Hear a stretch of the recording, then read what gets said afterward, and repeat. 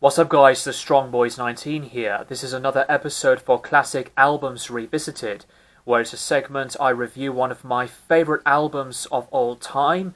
And for today's episode, I'm going to be reviewing an album that not too long ago, since a few months, celebrated its 30th anniversary. And I'm going to be talking about the Neil Young and Crazy Horse album, entitled Ragged Glory. Ragged Glory is Neil Young's 18th studio album. It was released on the 9th of September 1990 on the Reprise Records label. This is the 6th album overall with Neil and his backing band Crazy Horse. It was their first time working with Neil in 9 years. This album took place inside Broken Arrow Ranch in April 1990. The band played a set of songs twice for a couple of weeks, never repeated the same songs, and then listened and chose the best takes. This was at a time where Neil's success really came back on high top form, follow-up to 1989's Freedom, a record with balladry love songs and heavy, dark protest songs. The music to this album is a revisiting style of their hard rock distorting driven tone that had done previously on records like Everybody Knows This Is Nowhere and Zuma. This was produced by Neil as well as his main producer, David Briggs. Upon release, the album did receive positive reviews, and people had commented that Ragged Glory became an influence on a younger generation of rock bands and an early example of pioneering a genre known as the grunge era. Pearl Jam, who are big fans of Neil, played the song Fucking Up from the album live, and Bush performed the same song in Woodstock 1999. Ragged Glory has been an album where I find a huge, big form of obsession when I listen to this album. This has been one of the most played and favourable albums to me in his entire catalogue, even on a basis of hearing something completely simplistic. And it was just a huge joy for me to revisit the album. What I love about the record at the same time is that the sound of the band here, the beauty of this album is the whole stage of hearing the band at a big sound with these distorting, crunchy style guitars, very effective drumming. But what stands out to me for this particular record is none other than just the overall tone, the sound of Neil and Crazy Horse together. It's always been a perfect combination. I have always loved some of the previous albums with Neil and the company, especially with Rust Never Sleeps, on Everybody Knows This Is Nowhere, and even on some live shows. But I think Ragged Glory pretty much sums up the best way of a character of hearing Neil Young and Crazy Horse in such dynamic range. The first song, Country Home, is absolutely a wonderful, great jamming song. Just very simple lyrics involving patch picking and potatoes, and it's the kind of lyricism that involves the work on the countryside. But I think what is brilliant about this song is the joy that it delivers, like on the vocal harmonies and the very melodic tinged flavors the guitar sound of Neil's playing sings out from the first opening notes to the very end. This is always a fun jamming record as well, as that I have been really inspired to improvise and improve some of the efforts of knowing to explore the notes on my guitar fretboard. And with Ragged Glory's sound and execution, this is a go-to album to really think how you would simplify your lead playing. To the other songs on the album that is so mesmerizing to me is one of the tracks called Fucking Up.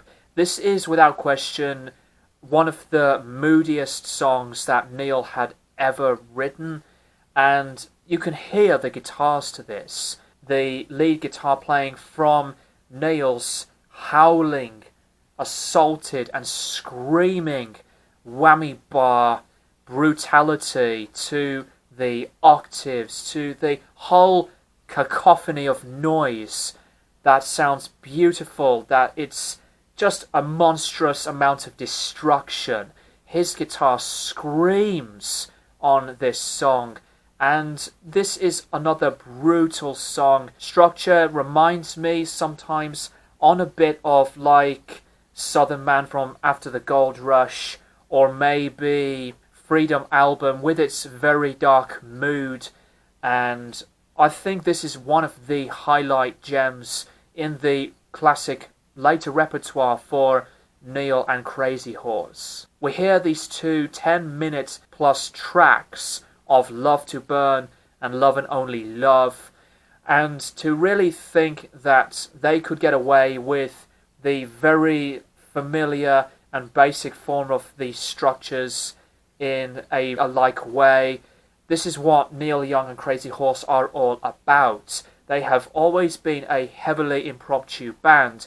Lyrically on Love to Burn involves a very difficult relationship matter, and I think this one contains the lead work on Neil's playing to be heavily improvisational, but I can immediately sense at the same time like that he's been growing very much as a lead guitar player, like on some of the previous hits, like on Like a Hurricane from American Stars and Bars. Other ways that Neil still showcases himself as a rhythmic lead guitarist as well. Just have a listen to some live albums, including Live Rust, for example.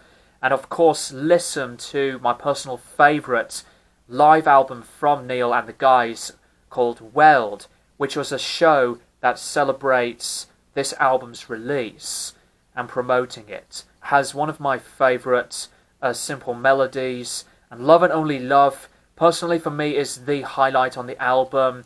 This one lyrically is pretty interesting, involving some kind of like a spiritual phase, but again, like on Love to Burn, the guitar playing being loose and steadily continuing.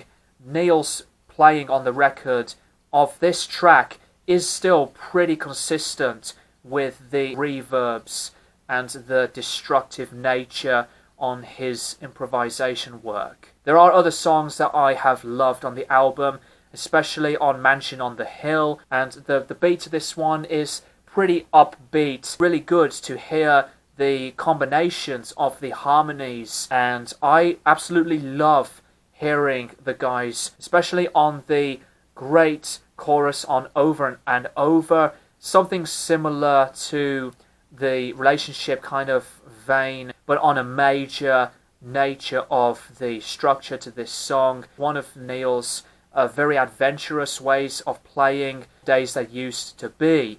Days That Used to Be, lyrically inspired by the words from Bob Dylan's My Back Pages from the Another Side of Bob Dylan album, and I think this one is fantastic as well. It stands out on itself. It's perfectly one of the very reflective of these lyrics.